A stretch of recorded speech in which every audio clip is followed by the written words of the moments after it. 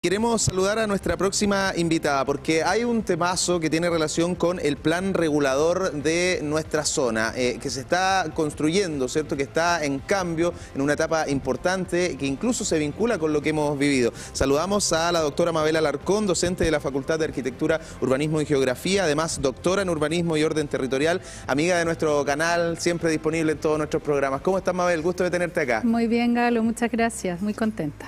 Bueno, ¿te afectó el sistema frontal? Sí, me afectó la garganta un poquito, así que pido disculpas por la voz. Un poquito de faringitis, muy común en esta época. Te agradecemos entonces mayormente que nos acompañes para hablar del plan regulador, la importancia que tiene y cómo se vincula también, Mabel, con esta emergencia. Mira, tal como tú decías, Galo, el plan regulador es un instrumento de planificación, nosotros decimos en Chile, aunque sabemos que tienen en general bastantes limitaciones nuestros planes reguladores, ¿ya? Y entonces lo que quizás es muy importante que la gente pueda distinguir es que cada municipio, cada comuna tiene y debe tener por ley un plan regulador comunal, se llaman planes reguladores comunales, sus siglas PRC. Pero además, cuando las comunas de una determinada región se organizan en un área metropolitana, como es lo que pasa hoy día en el área metropolitana de Concepción, surge un nuevo instrumento, una nueva categoría, que es el Plan Regulador Metropolitano. Entonces nosotros, en el caso del área metropolitana de Concepción, cada una de sus 11 comunas tiene su propio plan regulador y además tenemos un instrumento que regula toda esta zona urbana tan importante a nivel nacional como es el área metropolitana de Concepción. ¿Ese plan regulador metropolitano está por sobre los planos reguladores comunales? Está por sobre, debiera ser abarcante de los objetivos que tiene cada uno de los comunales, pero además debiera dar algunas directrices para articulación también entre cada uno de ellos. Quizás aquí valdría esto de que un plan regulador no es solamente la suma de las partes de cada uno de los comunales, sino que hay intenciones de regular situaciones que se dan en el territorio que debieran, digamos, de alguna manera articular acciones entre los demás municipios. Mira, estamos revisando en nuestro video wall diversas imágenes, una base que ha preparado nuestro equipo en donde se muestran, bueno, ahí la emergencia, pero veíamos también distintos territorios desde el aire. Todo esto, Mabel, va cambiando, ¿cierto? Mira, Concepción desde el cielo precioso ha crecido mucho, para algunos a lo mejor no tan precioso. La edificación es uno de los puntos que abarca el plan regulador, el uso de suelo, ¿cierto? La urbanización, hay varios conceptos. ¿Cómo podemos irlos desglosando para entender? Súper importante. Mira, y para que la gente lo entienda en sencillo, en general lo que hacen nuestros planes reguladores, de ahí viene la palabra regulador, es regular el uso del suelo en las áreas, en el perímetro que el plan actúa. ¿Ya? Los planes reguladores tienen una cosa que se conoce como el límite, en el caso de los comunales el límite urbano y en el caso del metropolitano el límite metropolitano hasta donde nosotros hoy día tenemos urbanización, pero además tienen una zona que se conoce como la zona de extensión urbana y es donde el instrumento prevé que pueda haber urbanización en un determinado horizonte de tiempo. Perfecto. Entonces, en esa zona urbana hay una línea imaginaria que nosotros la conocemos sobre el plano, porque aquí hay una cuestión interesante que es son súper parecidas las palabras, pero una cosa es el plan, que es la idea como estratégica, etcétera, y otra cosa es el plano donde está traducido en papel, si lo queremos decir así, esa idea. Entonces, esa línea que yo te comento del límite urbano es una línea imaginaria que está trazada sobre el plano, pero que está trazada en base a la realidad. Y puede decir, por ejemplo, el límite urbano de la comuna tanto, del área metropolitana, está en la coordenada geográfica tanto y se puede dibujar. Entonces, tú puedes saber exactamente en la realidad hasta dónde llega esa línea, que puede corresponder a lo mejor a un cauce de río, a una línea de alta, digamos, de montaña, etcétera. Y va a regular las condiciones de uso del suelo, o sea, las actividades que se pueden desarrollar dentro de esa zona. Ya, por ejemplo, voy a dar un ejemplo súper extremo.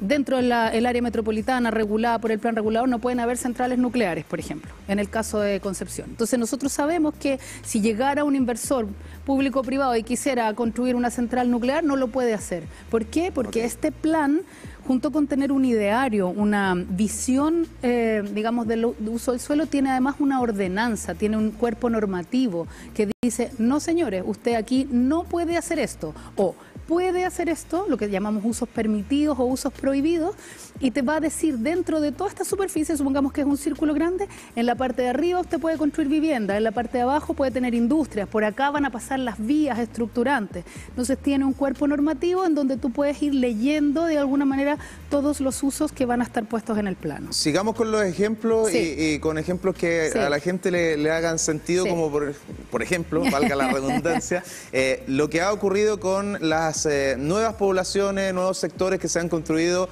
a ambos costados de la Ruta 160. ¿Qué pasó ahí? ¿Por qué no se consideró que había solamente una ruta que ya estaba colapsada y se lleva gente a vivir a esos sectores para poder colapsar aún más la ruta? ¿Ahí falló el plan regulador? Sí, esto tiene que ver mucho con lo que yo te decía antes, Galo, que nuestros instrumentos son débiles. Porque desde el momento que regulan solamente usos del suelo y que supongamos que en los años 80 se hizo un estudio, o quizás no se hizo, de si había posibilidades de crecer ahí, entonces el instrumento lo incluyó y dijo, sí, aquí se pueden construir viviendas, pero no previó que probablemente al mismo tiempo que el desarrollo residencial tenía que crecer la infraestructura para dar acceso a esas familias, y hoy día sufrimos y padecimos diariamente lo que es trasladarse por la Ruta 160 hacia el sur de la intercomuna. Porque además hay un uso residencial, pero también un uso industrial, ¿cierto? Entonces se mezclan vehículos pequeños con camiones, la inseguridad de aquello, pero yo voy al tema de los tacos, o sea, primero, ¿qué se planifica? Se planifican las villas o los lugares residenciales y después las rutas, ¿o debería haberse pensado primero en tener las rutas de acceso para emergencias, por ejemplo? Claro, o al mismo tiempo en paralelo, cosa que tú lo dejaras previsto en el plan y se pudiera ir desarrollando de manera de pequeños planes maestros, por ejemplo, o porciones dentro de esto para irlo desarrollando a lo largo del tiempo de manera equilibrada. Eso yo creo que está a la base de la debilidad de nuestros instrumentos, porque es muy normativo, es decir, te ponen normas, se llaman normas urbanísticas, que un lugar puede o no puede cumplir, pero no necesariamente dentro del plan está, por decirlo así, el sueño de la ciudad que queremos tener. Los planes son muy, digamos, explícitos en términos de rasantes, de criterios técnicos, pero tú si abres un plan regulador de nuestra comuna no vas a encontrar nunca ese sueño, ese ideario, ese objetivo como de mediano o largo plazo. Suelen estar contenidos estas cosas en los pladecos, pero muchas veces, y que todos los municipios también lo tienen que tener, pero muchas veces los pladecos no están dialogando de manera armónica con los planes reguladores. Entonces, ¿son planes de desarrollo comunal? Los planes de desarrollo comunal. Entonces, si no están dialogando, claro, lo que te va a permitir en términos normativos un determinado territorio no necesariamente responde al ideario que tenga una comuna. Exacto. Y no necesariamente una comuna conversa con la comuna de al lado para saber si sus pladecos, por ejemplo, son hermanos, si se articulan de alguna manera. Sabemos que hoy día hay esfuerzos también entre las diferentes autoridades locales, incluso dentro del modelo de gobernanza que nosotros propusimos el año pasado a la Seremi de Vivienda, que ahí como Universidad y Facultad de Arquitectura, Urbanismo y Geografía pudimos trabajar con la Seremi. ¿Estuviste asesorando? Estuvimos asesorando el modelo de gobernanza. Los colegas de la Seremi habían previsto en conjunto con el gobierno regional la formación de un consejo de alcaldes del área metropolitana, y esto podría ser muy beneficioso, Galo, en términos de sentar a las autoridades comunales a hablar sobre esta idea de futuro. ¿Qué queremos hacer del área metropolitana? ¿Queremos que sea un corredor de transporte logístico, o queremos el desarrollo de un área turística, o vamos a hacer, no sé, la segunda área metropolitana con mayor cantidad de familias viviendo? Te fijas que va a depender de tus objetivos y de tus estrategias cómo los instrumentos se tengan que ir adecuando a eso. Pero hoy día esas conversas todavía son muy iniciales. Sí, vivir solos, morir juntos, por ahí decía una serie. Las comunas por sí solas, hoy, como está la vida, y sobre todo en la conurbación Concepción-Talcahuano, que es decir, en el trazado que hay desde Coronel hasta Conce, incluso Penco, hacia Chiguayante, o sea, está todo interconectado y es fundamental, tomando en caso de emergencias que, por ejemplo, un tornado parte en Penco y puede terminar quizás ¿dónde? O partió en Talcahuano y llegó a Concepción, incendios forestales, toda la contingencia que hemos vivido, pero también cuerpos de agua, por ejemplo, humedales. Hay humedales que están compartidos entre comunas, incluso que han frenado proyectos. Entonces, esa conversación hace todo el sentido, pero uno dice, ¿y por qué no se pensó antes? ¿Por qué no se ha hecho aún? Mira, probablemente no se pensó antes porque la complejidad de la realidad era otra, y tú sabes que la realidad es dinámica. Hoy día, el territorio, el cambio climático, las nuevas tecnologías, etcétera, nos están impulsando a tener que hacer acuerdos de gobernanza para lograr desarrollos territoriales integrales. Si no lo hacemos, estamos perdidos. Porque así como tú lo dices, claro, San Pedro de la Paz probablemente es uno de los lugares intermedios por donde transita toda la gente que viene a esa Concepción y que viene de Coronel, que viene de Lota incluso. Por lo tanto, uno diría lo más lógico es sentar a los alcaldes, alcaldesas, ¿no es cierto?, de Lota, de Coronel y de San Pedro a pensar una estrategia común. Bueno, además hoy día tenemos un contexto nuevo también en términos políticos. Estas competencias que hasta hace poco y que hoy día todavía realiza la Seremi de Vivienda y Urbanismo, en algún momento van a ser traspasadas a los gobiernos regionales. Por lo tanto, surge también un nuevo actor que tiene que estar en la conversación, que son autoridades que pueden incluso también articular conversaciones entre las distintas autoridades locales, pero además porque nuestro territorio en Concepción es muy interesante. Estamos llenos de cuerpos de agua, tenemos un sistema, por eso que es tan importante, siempre le decimos a los estudiantes, pensar esto sistémicamente. Yo se lo cuento a mi hijo, incluso ustedes saben que antes toda la zona de Concepción era mar y que la península de Tumbes y la península de Hualpén eran islas.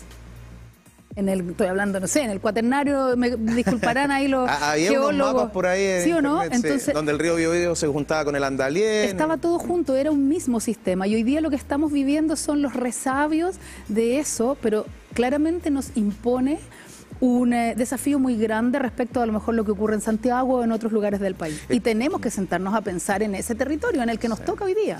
Nombraste la capital del reino y uno va por la costanera norte e ingresa a Kennedy con unas carreteras increíbles, pero lamentablemente acá nos quedamos todavía en 3 pistas mucho. O sea, uno ve grandes ciudades y el desarrollo que hay, no solamente en Santiago, a nivel latinoamericano, evidentemente a nivel mundial en otros países, es otra realidad, pero siento que vamos tan atrasados, estamos esperando completar un puente recién, Mabel, completar un puente acá. Sí, ojo ahí también, Galo, porque yo entiendo absolutamente ese argumento y lo comparto en un sentido. Evidentemente tenemos hoy día unos desafíos, probablemente sobre todo en el área metropolitana de Conce, de logística asociada a los puertos y tal, que ha sido toda la discusión sobre el puente industrial.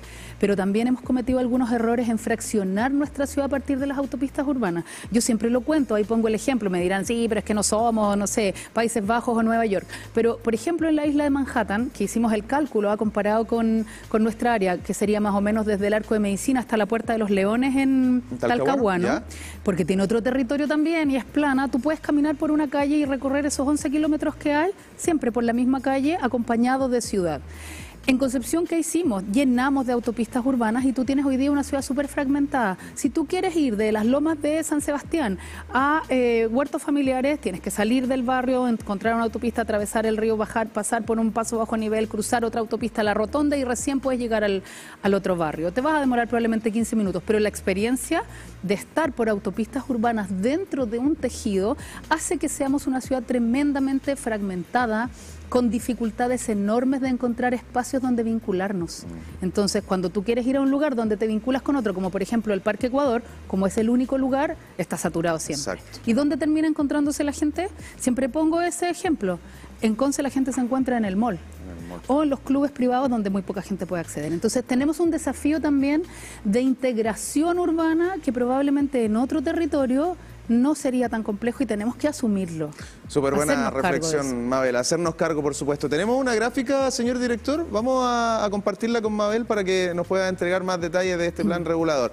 Ya, el plan regulador metropolitano, ¿cierto? Instrumento normativo. Regula el desarrollo físico de las áreas urbanas, rurales y de diversas comunas, ¿cierto? Esto es como un resumen de lo que es el plan regulador. Muy bien. Sí, Mabel, te quería preguntar respecto a la participación ciudadana. ¿Qué tan importante es el día de hoy, cierto, en esta materia y qué tan efectiva es por lo demás? Sí, mira, es fundamental. Yo diría que hoy día es fundamental porque para el caso particular del área metropolitana de Concepción y su plan regulador tenemos realidades bien diversas. No es lo mismo lo que vive probablemente una persona en los cerros del Irquén que la realidad que vive alguien que habita, por ejemplo, en la Villa San Pedro o en el sector centro de Chihuayante. Sus historias pueden tener elementos comunes, pero sus desarrollos también han sido singulares. Entonces, las personas son las que pueden nutrir principalmente de esta información cuando se realizan estos procesos de planificación.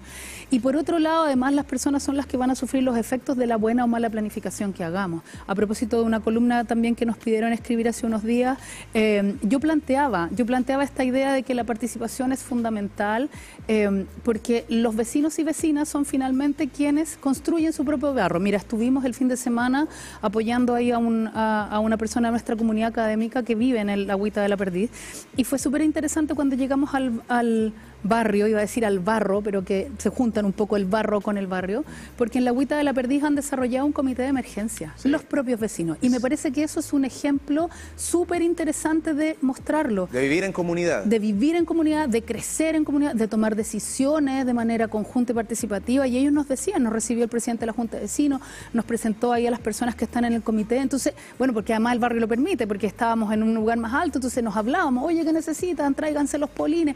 Hay una forma de trabajo que logra hacer que las comunidades se desarrollen cuando es colaborativamente. Sí. Si nosotros pensamos que cada uno en su casa va a poder resolver su asunto llamando a la compañía cuando se te cortó la luz, claro, es una solución a corto plazo, pero las grandes sociedades que han conseguido niveles de desarrollo altos es porque trabajan de forma colaborativa y resuelven sus problemas de forma participativa. Entonces, en un proceso como este de planificación metropolitana es fundamental la participación de las personas. Es clave que podamos también participar. Bueno, se acordarán ustedes de lo que pasó con los edificios, ¿cierto? Estas consultas para ver si regulábamos aquello. Sí. El plan regulador también, evidentemente, tiene que ver con esta materia. Sí, claro, tiene que ver con temas de, por ejemplo, vías estructurantes, densidades de uso en algunas zonas y, sobre todo, articular lo mejor posible con los instrumentos de escala local, porque no puede ser que haya contradicciones entre el instrumento metropolitano y los instrumentos locales. Claro que sí, un poquito de historia, lo conversábamos antes de entrar a la entrevista. El primer plan regulador intercomunal se aprobó en el año 1949 y han existido 4 planes reguladores de este tipo.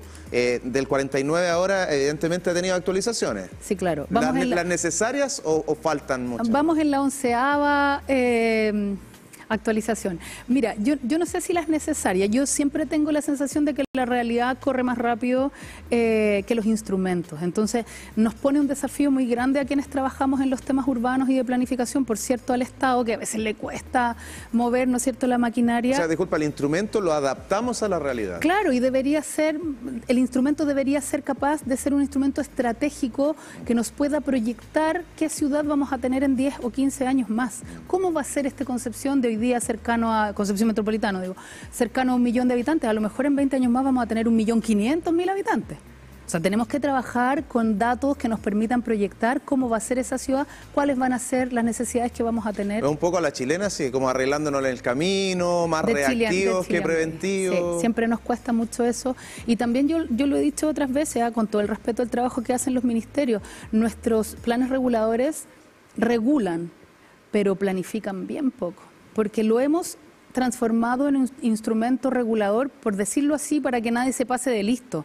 Si nosotros efectivamente lográramos tener una cultura de la planificación, quizás no necesitaríamos ser tan normativos y podríamos ser más proyectivos, más prospectivos, más de adelantarnos a los problemas que vamos a tener en el futuro. El plan tiene que ser pensado para 40 o 50 años, entonces no solo los problemas de hoy, sino que los que pueden venir a partir de todo lo que está pasando hoy día. Y tomando en cuenta eso, Mabel, para finalizar, ¿cuál crees tú que son los desafíos de estas actualizaciones? ¿En qué deberíamos estar pensando, conversando, discutiendo, llegando a acuerdos, escuchando a ustedes desde la academia? Sí, yo lo he dicho hartas veces, Galo. Mira, yo creo que hay que poner en discusión el tamaño de la ciudad. Nosotros no podemos seguir con esta idea de que las ciudades tienen que crecer hasta el infinito. Primero, porque no es verdad, y segundo, porque hemos visto otros casos en donde se regula con mucha fuerza el crecimiento, sobre todo en extensión, para de alguna manera avanzar hacia densidades medias, es decir, no tener altas torres que son a veces inhabitables en el centro de la ciudad y luego periferias extensísimas, sino que equilibrar las densidades para contener el crecimiento de nuestras áreas. En segundo lugar, la posibilidad de tener policentros, que se llaman técnicamente, es decir, que cada cierto tramo tú tengas centralidades donde puedas encontrar la mayor cantidad de servicios que te prevengan de tener que trasladarte grandes distancias a resolver cosas que son necesarias. Por ejemplo, yo siempre pongo el ejemplo, San Pedro de la Paz perdió la clínica, vamos a decir así, porque era una clínica privada que tenía, que de alguna manera prestaba servicios grandes importantes a una comuna que ha crecido muchísimo. ¿No tiene hospital? Y no tenemos hospital. Entonces, ¿qué nos queda a los que vivimos en San Pedro? Venir a Conce o ir a Talcahuano o a Hualpén. Ese es un desafío, por ejemplo, en el que la comuna de San Pedro de la Paz podría ser ayudada colaborativamente para lograr tener un centro ahí que concentrara los servicios de la zona sur del Biobío. El tema de las autopistas, de las vialidades va a ser también fundamental, y la localización estratégica de algunas actividades que hoy día nosotros sabemos que en Conce son prioritarias. El tema universitario, el tema industria, el tema puertos, porque son nuestros grandes ámbitos de desarrollo. Y luego, bueno, vendrán algunas complementarias como el turismo, el control a las plantaciones forestales, que son muchas veces los buffers, toda la zona de protección ante incendios, aluviones, de remociones en masa, toda la zona borde costero. O sea, pensar que los seres humanos requerimos de unas condiciones mínimas para poder vivir y desarrollarnos. Entonces, creo que ahí hay por lo menos 4 o 5 temas que el plan regulador podría asumir de manera eficiente y efectiva. Mencionaste los temas de predios forestales, ¿no están regulados por este plan? No se regulan por este instrumento, pero tenemos un par de instrumentos que, si bien es cierto, quedaron un poco ahí estancados, se podrían revivir, vamos a decir así, como son los planes reguladores de ordenamiento, los planes de ordenamiento territorial que operan a escala regional, los PROT. Que además permiten regular suelos en actividades en suelo rural, y eso deberían estar conviviendo con los planes reguladores metropolitanos. Hay un desafío grande ahí de articulación de instrumentos. Bueno.